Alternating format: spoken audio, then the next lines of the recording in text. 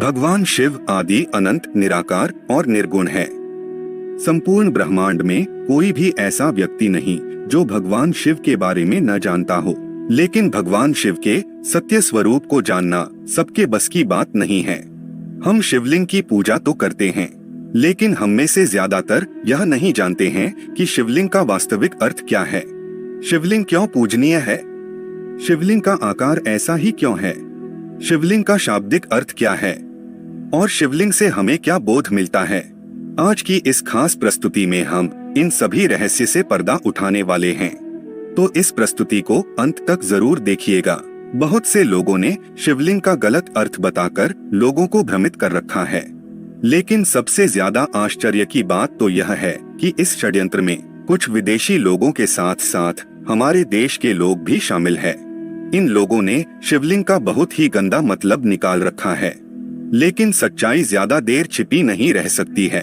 आज के बाद आपको शिवलिंग का वास्तविक अर्थ और रहस्य पता चल जाएगा, और साथ में यह भी बताएंगे कि शिवलिंग भारत, इजिप्ट, चाइना, एलियंस और पूरे यूनिवर्स में क्यों पूजनीय है।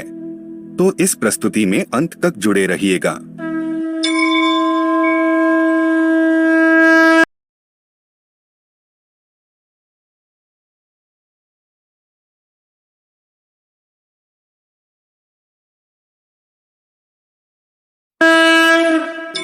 सबसे पहले हम शिवलिंग का शाब्दिक अर्थ क्या है वह समझते हैं। शिवलिंग में शिव का अर्थ होता है परम शुद्ध चेतना, परमेश्वर या परम तत्व, और लिंग का अर्थ होता है निशान, चिन्ह, प्ररूप, लक्षण और प्रतीक, और शिवलिंग का अर्थ है भगवान शिव परमतत्व का चिन्ह या प्रतीक। अब हमें यह भी पता होना चाहिए कि संस्कृत में जनन अंग के लिए शिश्नम शब्द प्रयोग होता है, लिंग शब्द का प्रयोग कभी भी नहीं होता है।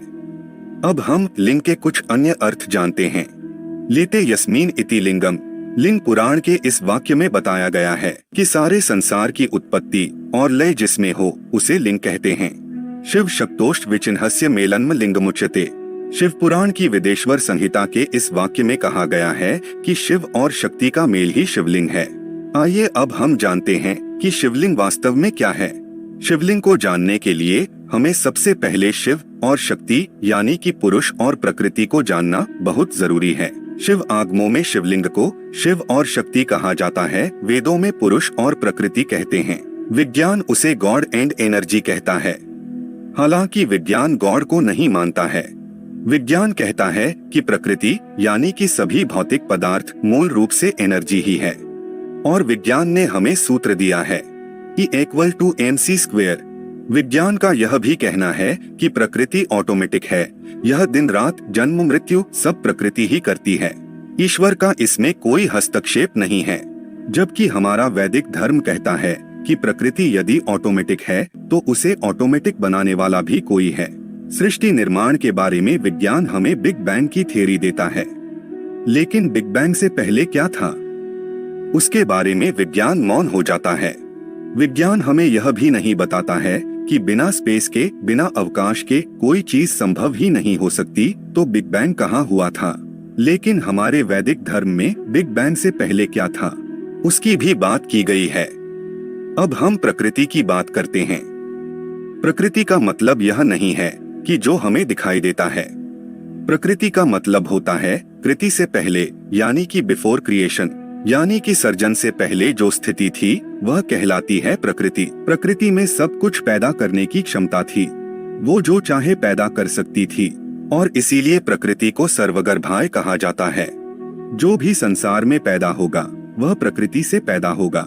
जो चीज जहाँ नहीं है वहाँ से पैदा नहीं हो सकती। X निहिलो निहिल fit.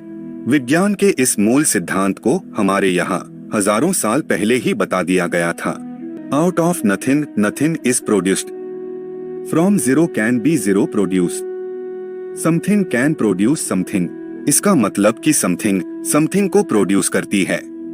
मतलब कि something यानी कि प्रकृति exist करती है। इसीलिए कहा जाता है कि प्रकृति अनंत है, infinite है। ना सतो विद्यते भावो, ना भावो विद्यते सतः। जो चीज जहाँ पर नहीं है वहाँ से वह चीज निकल ही नहीं सकती। ऐसी प्रकृति तीन गुणों से युक्त है। सतोगुण, रजोगुण और तमोगुण, जब यह तीनों गुण साम्य अवस्था में होते हैं तो दुनिया में कोई भी चीज पैदा नहीं होती, क्योंकि प्रकृति में जड़ता है, चेतनता तो उसमें है ही नहीं। अब कोई चीज पैदा हो, इसीलिए प्रकृति में चेतनता होनी जरूरी है, और इस प्रकृति को एक्टिवेट करता है पुरुष। पुरुष यानी प्योर चेतना, जिसे हम शिव तत्व कहते हैं। और इस पुरुष में जड़ता नहीं है, भौतिकता नहीं है, ना उसमें कोई परिवर्तन हो सकता है और ना कोई बदलाव आ सकता है। वह जैसा है जब से तब से वैसा ही है। पुरुष एक प्योर चेतना है, प्योर प्रकाश है। अब प्रकृति यह चाहती है कि मैं किसी तरह से अपने आप को व्यक्त करूं। मेरे अंदर शक्ति है प्रकट करने की, लेकिन प्रकट कैसे करूं कि चेतना नहीं है, रास्ता पता नहीं है, ऑटोमेटिकता नहीं है। और वह पुरुष सोचता है यह रियलाइज करने के लिए कि मैं क्या हूँ, मुझे कोई ऐसा माध्यम चाहिए कि मैं अपने आप को जान सकूं। और जब पुरुष और प्रकृति, शिव और शक्ति, गॉड एंड एनर्जी का संयोग होता है तो सब कुछ प्रकट होने लगता है, सर्जन होने लगता है, अणुओं का मटेरियल बनने लगता है, अणु आपस में जुड़ने लगते हैं, ब्रह्मांड बनने लगते हैं, देवी देवता प्रकट होने लगते हैं, जीव सृष्टि जन्म लेने लगती है, दिन और रात होने लगते हैं, और यह सारी सृष्टि ऑटोमेटिक बनने लगती है। और उसको ऑटोमेटिक बनाने वाला वही पुरुष शिव तत्व है। पुरुष और प्रकृति, शिव और शक्ति के मिलन को सिंबलाइज करने के लिए, चिन्हित करने के लिए शिवलिंग का सर्जन हुआ। अब यह याद रहे कि शिव कोई ऐसा व्यक्ति नहीं है जो इस सृष्टि में कहीं निवास कर रहा हो। शिव चेतना की परम अभिव्यक्ति है, जिसकी आगे कोई विभाज्यता नहीं है। एक अस्तित्वहीन अस्तित्व, नाम और रूप से परे अस्तित्व।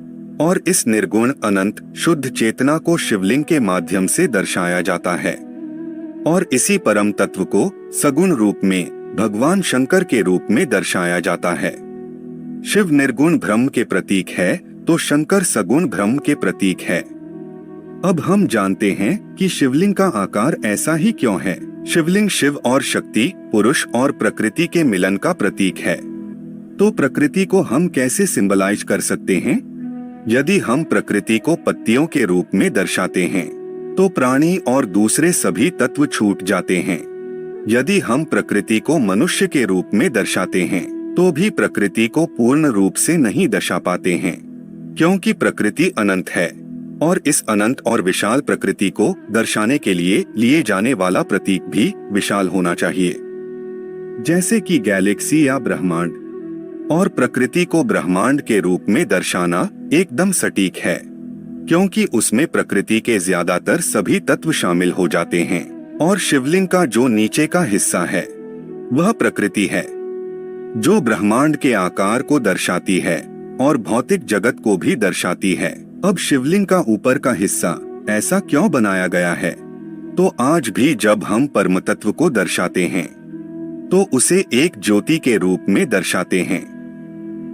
और इस परम शुद्ध चेतना शिवत्व को ज्योति रूप के सिवा और किसी रूप में दर्शा ही नहीं सकते। और भारत में जो 12 स्वयंभू शिवलिंग है उन्हें भी ज्योतिर्लिंग ही कहा जाता है। और श्वेत ज्योति रूप होने के कारण ही भगवान शिव को कर्पूर गौरम, कपूर के जैसे गोरे वर्ण के कहा जाता है। और जब शिव और शक्ति के इन प्रतीकों को एक रूप करके उन्हें पत्थर पर उकेरा गया और जो प्रतीक हमारे सामने आया वह है शिवलिंग। अब हम जानते हैं कि शिवलिंग क्यों पूजनीय है और शिवलिंग से हमें क्या बोध मिलता है। शिवलिंग भगवान शिव और माता आदिशक्ति का प्रतीक तो है ही, और शिव और शक्ति से परे कोई चीज हो ही नहीं सकती। और इसीलिए सभी देवी देवता ब्रह्मा, विष्णु और शंकर शिवलिंग में ही निहित है। और इसलिए शिवलिंग का पूजन करने से सभी देवी देवताओं का भी पूजन हो जाता है। जब हम शिवलिंग को नमन कर रहे होते हैं तब उस पुरुष अर्थात परम चेतना को नमन कर रहे होते हैं। शिवलिंग से हमें बोध मिलता है कि जिस तरह से पुरुष यानी कि शिव इस प्रकृति के मध्य में रहते हुए भी प्रकृति में लिप्त नहीं हो जाते, उसी तरह हम जीव भी इस शरीर रूपी प्रकृति में रहते हुए शिव की तरह प्रकृति रूपी शरीर की मायाजाल में लिप्त नहीं हो जाना है। हमें जीव से शिव बनने की कोशिश करनी चाहिए और हमारी चेतना के स्तर को ऊपर उठाना चाहिए। अब यदि पृथ्वी पर से सभी मानव सभ्यताएं नष्ट हो जाएं और मानो की सारी पृथ्वी ही नष्ट हो जाए, तो क्या भगवान शिव और शिवलिंग रहेंगे या नहीं?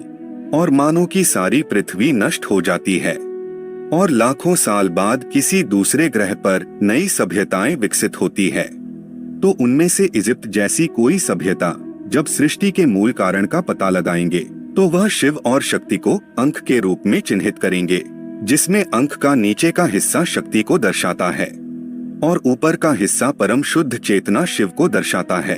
और चाइना जैसी कोई सभ्यता शिव और शक्ति को यिन और यांग के रूप में चिन्हित करेंगे, जिसमें काला रंग प्रकृति को दर्शाता है और सफेद रंग शिवत्व को दर्शाता है। अब सवाल यह बाकी रहता है कि क्या एलियंस भगवान शिव में मानते हैं? तो एलियंस भी भगवान शिव में मानते ही होंगे, क्योंकि भगवान शिव यूनिवर्सल है। बस फर्क इतना हो सकता है कि शिव के नाम और प्रतीक अलग हो सकते हैं। भगवान शिव सनातन है, सृष्टि के मूल कारण है, आदि अनादि है। सृष्टि रहेगी तो भी शिव होंगे और सृष्टि नहीं रहेगी तो भी शिव होंगे। तो मित्रों, यह प्रस्तुति आपको पसंद आई है तो प्रस्तुति को लाइक और चैनल को सब्सक्राइब जरूर करें और कमेंट में ओम नमः शिवाय अवश्य ही लिखेगा। धन्यवाद।